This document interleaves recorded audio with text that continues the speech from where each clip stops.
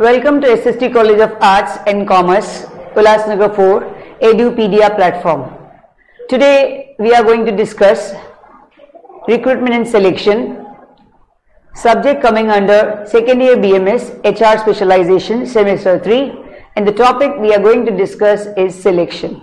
Myself, Assistant Professor Komal Kamra. Here we go with selection.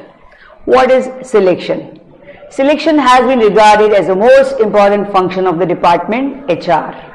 It ensures organization that it has right number, right kind of people at the right place and at the right time. Now let's try to know what exactly the process is being followed. Process of selection. First, various applications are being invited on the basis of jobs available, vacancies in the company. After receipts of jobs, receipts of applications, those are being scrutinized, sorting. Here scrutiny refers to sorting out the relevant applications and sidelining or discarding the irrelevant applications. Then applicants are being called for the various types of tests. Those may be written tests, aptitude tests, language tests, case study tests, and many more. After employment tests, employees are being called for interviews. Interviews these days are being conducted or can be conducted online via video conferencing, via many more medias, or we can say online platforms. But it has been observed that personal interview is always the best interview because it can give an idea about the complete eligibility of the prospective employee. So employment interviews is followed by the checking references, if any. If employee has given any references, those references are being checked for the purpose of security reason. Then physical examination, that is physical fitness to be obtained from medical practitioner, and then the final selection is being done. Now let us try to know how candidate screening is being done. That means candidate screening process. It includes 3 steps. First step is ticking off the basic or must have requirements. That means the minimum things, minimum qualifications, expertise, skill, talent, anything that is the basic essentials. Second step is scanning for the preferred. What do we prefer other than the basics, that is in addition to the essentials, that is good to have qualification. And the third step is matching the holistic picture of the candidate to the role, what role he has to play and what exactly skills or expertise he possesses. That is being taken care of with the help of a comparative statement. Now there are 7 candidate scanning methods. First, we can give them to write and show their skills, that is skill testing. We can ask them to we can review their resume very carefully. We can ask them or we can interview them on phone, that is phone screening. Then social media scanning, another can be career letters and many more things. Let us understand what exactly an interview is. The term interview has been derived from the French word entire voir, that means to glimpse or to see each other, that is to see each other face to face or via any media.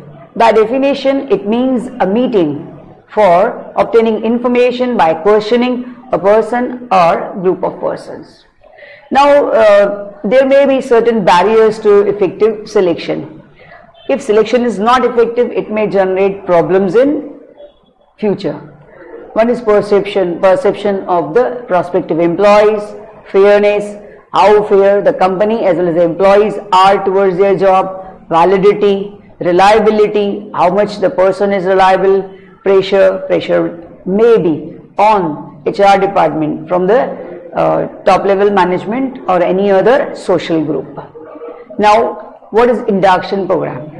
After people are being selected, after interviews and all the basic processes, a new employee is being given an induction. Induction is a program, it is a process used within many businesses to welcome new employees, to the company and prepare them for their new role. They are being introduced to the culture of the company, what exactly is required, and what is expected from the employee, whom he has to report, and many more things. That means he is being made familiar to the company's culture. That is called as induction. Now let us see what exactly are the contents of induction program. Induction program includes company's history, philosophy, operations, products and services of the company, location of departments, employee services, company organization structure, personnel policies, that is what are the HR policies, employee activities, what exactly activities are being performed by employees. Now there may be certain issues or problems or hindrances coming on the way of good induction or effective induction. Maybe busy or untrained supervisor. Supervisor may not give a proper induction because he is busy or he is not even trained how to welcome a new employee. Too much information. Many times a new entrant, a new employee is overloaded with a lot of information which may create boredom and confusion in the minds of new employee. Third, overloaded with paperwork. There may be lots of paperwork or written formalities which a new employee has to undergo. That also may be a problem. Given menial tasks, many tasks which an employee is not comfortable or awkward, or we can say complicated tasks may be given to him to prove himself. Employee thrown into action soon. Unless employee is being trained, he should not be thrown to action or thrown to the work. Wrong perceptions of employees. Many times employees join certain organization by their name and fame, feeling that they will be entering into the comfortable zone where they prove wrong. Now, steps in induction process. Induction is very important process. Let us see how to follow that. Welcome to the organization, explain about the company, show the department or the location where the new recruit will work, give company's manual to the new recruit, give details about pay scales, explain about future training opportunities and career prospects, clarify doubts by encouraging the employee to come out with questions. Now, trends induction. The common basic trends which have been observed during induction are chalk and talk session, that is using a boardroom, questionnaire. A questionnaire is being given to the employee, from practicalities to discussion about the culture. Many times companies are showing the practical work and the employees is being asked certain questions or discussions are being kept after that. Using technologies like e-learning, that is training with the help of electronic media. Team building exercise, he is being put to a team and he is being motivated, the new employee is being motivated to work in teams. Now, orientation. What is orientation? Employee's role at the company. First, induction process gets over, then orientation begins. Employee is being told about the role he is supposed to play. It is one-time event. Yes, he is being oriented, he is being guided, he is being welcomed, or he is being put to work and made comfortable in his work zone. Classroom or online, he gets orientation either online or in a closed classroom. General overview, he is being given general overview about the work as well as the company. Get new employees ready to start working and ready to take job specific training. That means making the employee job ready. Now, socialization. Socialization is a latest concept developed in past few decades.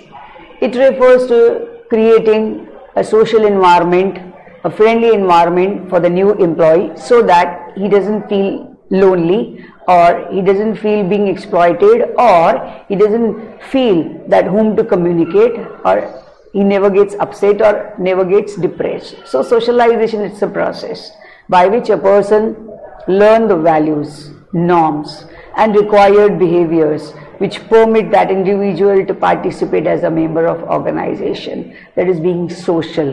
He is being given training or certain instructions.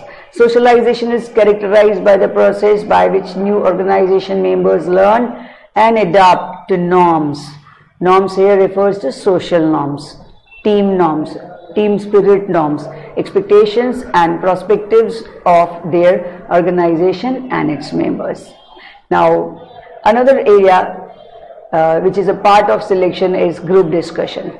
Group discussion plays a very important role in which various different areas are being covered, in which things are being checked, like teamwork, leadership skills, listening ability, social skills and behavior, communication skills, problem solving skills, case study analysis, analytical skills, politeness, confidence, general awareness, general knowledge, and overall behavior and personality of new employees. Now, what are the basic questions generally asked in personal interviews? These are, tell me about yourself. The employee is being made comfortable by giving freedom to talk about himself. Whatever he wants to express, he is being given certain time limit and asked the question that tell me about yourself. What motivates you? That to know what are the motivators for him. Describe a typical work week. He is being asked what he doesn't like, what he likes, what is your greatest strength. Not only this, during interviews, most of the times big corporates, they ask new employees during the process to share their SWOT, that is to share their strengths, weaknesses, opportunities and threats. Now it comes along with the presentation skills. Presentation skills are very important. What is a presentation? A presentation is an opportunity to communicate your views or ideas to an audience. It can be extempore, memorizing, reading. We can on the spot present something. We can memorize certain thing and present, or we can do reading and present. Presentation skills. Presentation skills includes lots of things like how do we stand, our postures, the language we use, the pronunciation we make, the expressions we make, our body language, our facial expressions, and our hands and feet expressions, and the way we address. Our mainly presentation skills include eye contact. So there are next is negotiating skills. Negotiating skills is communication. It comes under communication skills. Common approach for dispute.